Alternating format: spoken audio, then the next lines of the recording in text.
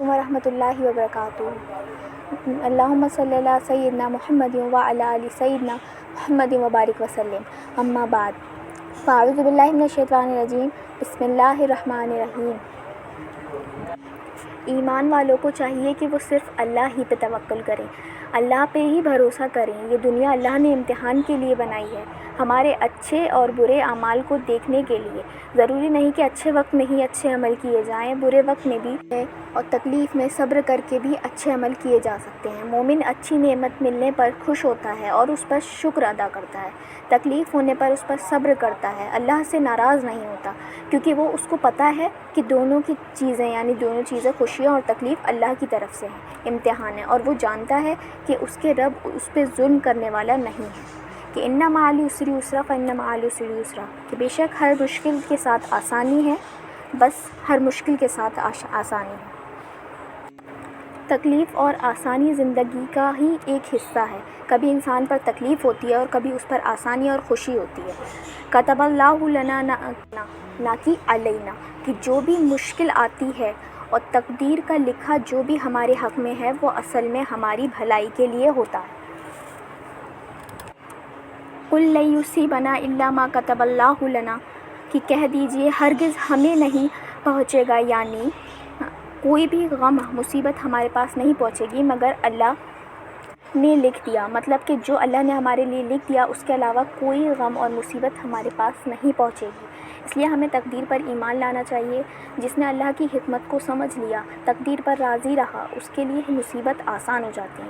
قرآن شریف کی اس آیت سے ہمیں پتہ چلتا ہے کہ کوئی تکلیف جو بھی آتی ہے وہ اللہ کی طرف سے آتی ہے، کہ ما اصابہ من مصیبت الا باذن اللہ ومن یؤمن باللہ یہدی قلبہ واللہ بکل شیء علیم، کہ جو مصیبت بھی آتی ہے وہ اللہ کی طرف سے آتی ہے، اور جو شخص اللہ پہ ایمان لائے تو اللہ اس کے دل کو ہدایت بخشتا ہے، اور اللہ ہر چیز کو جاننے والا ہے۔ ہمارا نقصان اور فائدہ بھی اللہ ہی کی طرف سے ہے۔ سورہ یونس میں اللہ تعالیٰ فرماتا ہے کہ جس کا ترجمہ ہے کہ اور اگر اللہ تمہیں کئی تکلیف پہنچاتا ہے تو اس کے سوا کوئی اسے دور کرنے والا نہیں، اور اگر وہ تمہارے ساتھ کوئی بھلائی کا ارادہ کرتا ہے تو کوئی اس کے فضل کو ہٹانے والا نہیں، کہ وہ اپنے بندوں میں سے جس کو چاہے پہنچاتے ہیں، اور وہ بھی بے حد بخشنے والا، نہایت رحم کرنے والا ہے۔ کہ سورہ اعراف میں آتا ہے قُل لا اولی کل نفس نفعا ولا ضرا الا ما شاء اللہ، کہ کہہ دیجئے میں اپنی جان کے لیے نہ کسی نفع کا مالک ہوں اور نہ کسی نقصان کا، مگر جو اللہ چاہے، یعنی اللہ تعالیٰ کے سوا کوئی چیز کسی کو نفع اور نقصان نہیں پہنچا سکتی۔ اللہ کے سوا کسی کو نفع نقصان کا مالک سمجھنا پوری طرح سے حماقت ہے اور شرک کی ایک قسم ہے۔ سورہ یونس کی ایک آیت کا ترجمہ ہے کہ اور اللہ کو چھوڑ کے اس چیز کو مت پکارو جو نہ تمہیں نفع دے سکے اور نہ تمہیں نقصان پہنچا سکتی ہے، پھر اگر تم نے ایسا کیا تو یقیناً تم اس وقت ظالموں میں سے ہوں گے، یعنی قیامت کے وقت تم ظالموں میں سے ہوں گے۔ وَعَلَى اللَّهِ فَلْيَتَوَكَّلِ الْمُتَوَكِّلُونَ، کہ اور بھروسہ کرنے والوں کو اللہ ہی پہ بھروسہ کرنا چاہیے۔